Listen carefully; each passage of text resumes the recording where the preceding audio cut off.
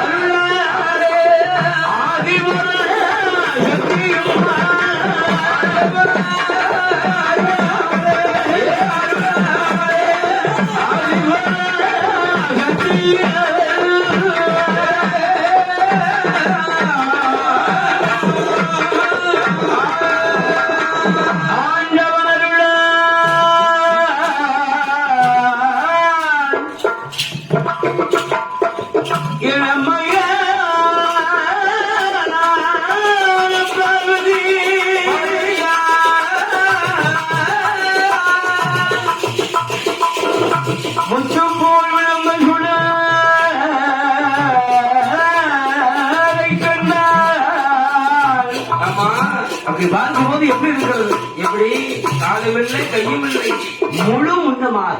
ஆமா, ஒரு நிதரண்டு இருக்கு. ஆணாகவும் தெரியல, பெண்ணாகவும் தெரியல. சரி, முழு முழு முத்து மாறி விழுந்ததுடன் முத்து முழு முன்னமாக இருப்பதைக்கள். ஆமா, ஆகா, பகவான் குழந்தைகள்லாம் கேட்டோம். ஆமா, வாய்கள் இல்லை வைகள் இல்லை, முழு முன்னமாக வாய் இருக்கிறது. ஆமா, இருப்பதை கண்டா இந்த முண்டத்தை வைத்து நாம் எப்படி பிள்ளையை வளர்ப்பது? முடியாது, முடியாதல்லவா? அம்மா என்றுதான் பிள்ளை சொல்லுமா? இல்ல அப்பாதான் கூப்பிடுமா? இல்லை அப்பா என்று ஆண்டவனை அழைக்குமா? சரி என்று இந்த பகவானிடம் ஓடு ஓடி வருகிறாள் அம்மை பார்வதியா. பார்வதா தேவியானவள் பார்வதியார் வந்தாள்.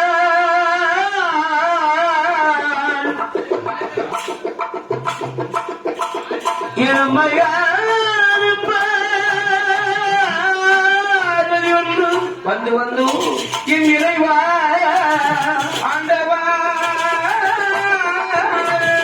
நான் கொஞ்சம் விளையாடுவது குழந்தை அல்லவா கேட்டேன். மதுரை வளர்ந்தாலே கேட்டேன் ஐயா. இப்படி வாங்கட்டை தரலாமா?